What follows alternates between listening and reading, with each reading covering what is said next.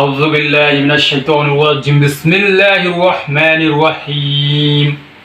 সম্মানিত উপস্থিতি, আল্লাহ তাআলা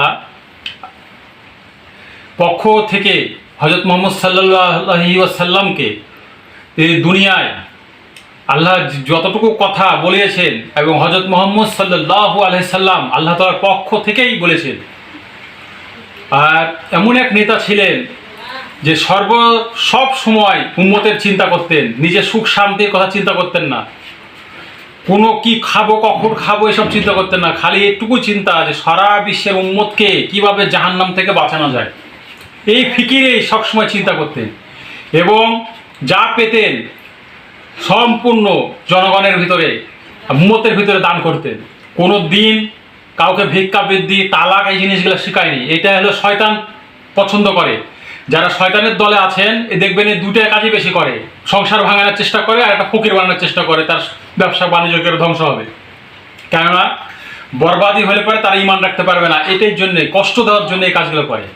কিন্তু হুজুর সাল্লাল্লাহু আলাইহি সাল্লাম সর্বসব সময়, আবু বকর সিদ্দিক রাদিয়াল্লাহু তাআলা সেই সময়কার ব্যবসায়িক ছিলেন, ধনী ছিলেন, মানুষের কাছে দান করতে করতে সব কিছু শেষ করে দিয়েছেন। আর আমরা কি করি?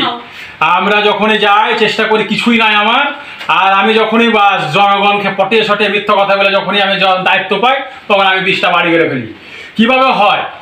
এই যে এই ধরনের লোক যদি থাকে তাহলে কখনোই আমাদের ভিতরে কোনো শান্তি সফলতা কামিয়ে আসবে না, আমরা অশান্তিতে থাকবো এবং আমাদের কোনোদিন ভালো কিছু হবে না। আমাদেরকে ওই ধরনের নেতা হতে হবে যে নিঃস্বার্থে আমরা যতটুকু আছে আমরা ভালোভাবে খরচ করব, নিজে যাতে ফকির না হই, আর ওয়াক্ত তো সব হতে পারবো না, কিন্তু আমাদেরকে ওইভাবে চেষ্টা করতে হবে, তবে আমাদের পৃথিবী আস্তে আস্তে ঠিক হবে।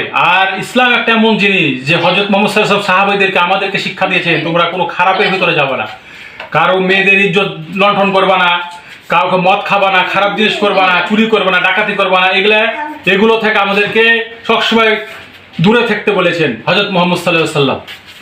এই জন্যই সমাজ ঠিক করতে গেলে একমাত্র আল্লাহর হুকুম, হযরত মুহাম্মদ সাল্লাল্লাহু আলাইহি ওয়াসাল্লামের তরিকা যেভাবে দেখিয়ে দিয়েছে, ছাড়া কোনো বিকল্প পথ নাই। তারপরে চেষ্টা করি ইনশাআল্লাহ।